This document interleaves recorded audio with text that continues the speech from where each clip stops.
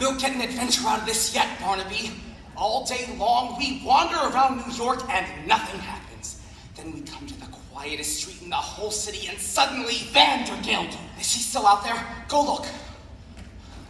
He's sitting right on that bench. Cornelius, are you sure this is an adventure? Oh, you don't have to ask, Barnaby. When you're in one, you'll know it all right. Now, how much money have you got left? Not much. 40 cents for the train back, 30 cents for dinner, and 20 cents to see the whale! 90 cents. Why? Well, when those women come back out, we'll have to pretend to be, customers. Customers, that's it! Maybe the best thing to do is to make them think we're rich. And that way we won't have to spend anything. We're just two men about town looking for hats for ladies. Good afternoon, Mrs. Malloy. Cornelius Hackle. Barnaby Tucker. Oh, my pleasure, gentlemen. So what can I do for you? We're two ladies, you see, about and we were looking to buy a lady or two to Malloy. We want a hat. For a lady, of course, and, well, everyone said to go to Mrs. Malloy's because she's so pretty. I mean, her hats are so pretty and so reasonable, Cornelius. As reasonable as under $1 would still leave us enough to see the whale. Oh, you've got to pay him no mind, ma'am. He came all the way from Yonkers to see the stuffed whale, and now he's all excited. Just keep an eye on the street, Barnaby, and maybe you'll see it pass by. Is it big and black with mean little red eyes? Yes. It's sitting right on that bench.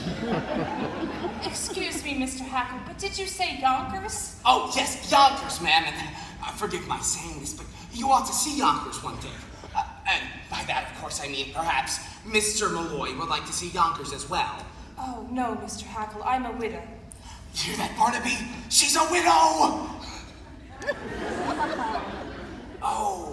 Oh, that's too bad. I'm sure Mr. Malloy would have loved to see Yonkers in that hat. On you, of course, not Mr. Malloy, may he rest in peace. You're Catholic, aren't you? Well, don't let that bother you. I would be totally willing to change. Mrs. Malloy, should you ever have a Sunday free, I would be more than happy to show you Yonkers from top to bottom. Oh, well, as a matter of fact, Mr. Hackle, I might be there sooner than you think. Really? You see, I have a friend who lives in Yonkers. Do you? Perhaps you know him. Perhaps we do. Oh, but it's always so silly to ask in cases like that. It's Mr. Horace Vandergelder. Horace Vandergelder? Vandergelder's hay and feed? Do you know him? No. Mr. Vandergelder's a substantial man and well liked, they tell me. A lovely man, Mrs. Malloy, just lovely. He has only one fault as far as I know. He is hard as nails. Cornelius, I think... Now I wonder if your friend might like this one. Look out!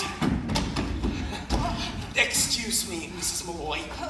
Oh, gentlemen, what are you doing? Help us, Mrs. Malloy, and we'll explain later. Oh, come out of there this minute! We're as innocent as can be, Mrs. Malloy. Oh, now really. Mr. Tucker, Mr. Hackle, I demand you come out of there this minute, or I'll be forced to...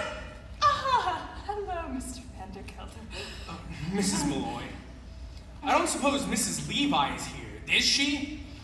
She was supposed to meet me on that bench 10 minutes ago. When I make an appointment, I like people to be on time. Oh, here's a gift for you. Chocolate-covered peanuts, unshelled. That's the expensive kind. Did I see you talking with two men earlier? Men, Mr. Vandergelder, what would men be doing in a lady's hat shop? Well, I must show you my workroom. I'm so anxious for you to see it. I saw it last week. So you did. Well, how's the hay and feed business?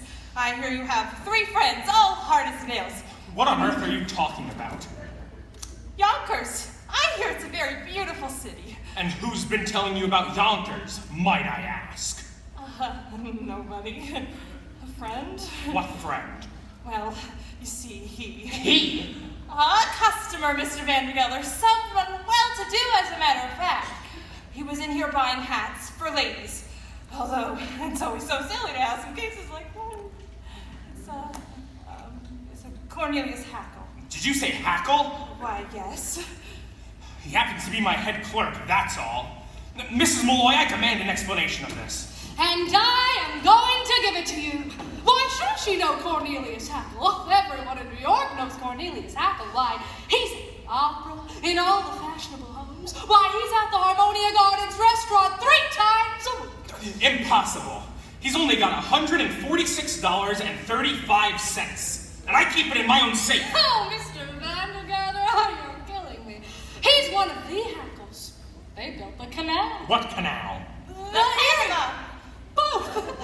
It ain't the same man. Who took the horses off of Jenny Lind's carriage and pulled her through the streets? Cornelius Hackle. And who dressed up as a waiter at the Fifth Avenue Hotel and dropped an oyster down Mrs. Astor's? Oh, I can't say it, but it was Cornelius. He's the playboy of New York. Now, Irene, don't deny it. I can see that you were taken with him just like everyone else. Dolly, what are you talking about? I have no idea what you're talking about. I only saw him once. Excuse me. Of course.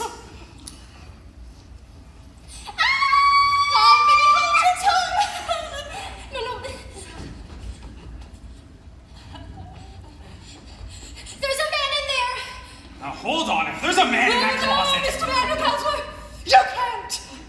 It's too dangerous. No man that hides in ladies' closets can frighten me, Mrs. Levi. Now will you please stand aside?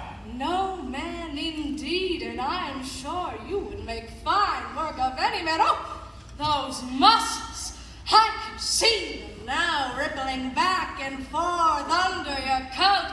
Ripple, ripple, ripple, back and forth. Ripple, ripple, ripple.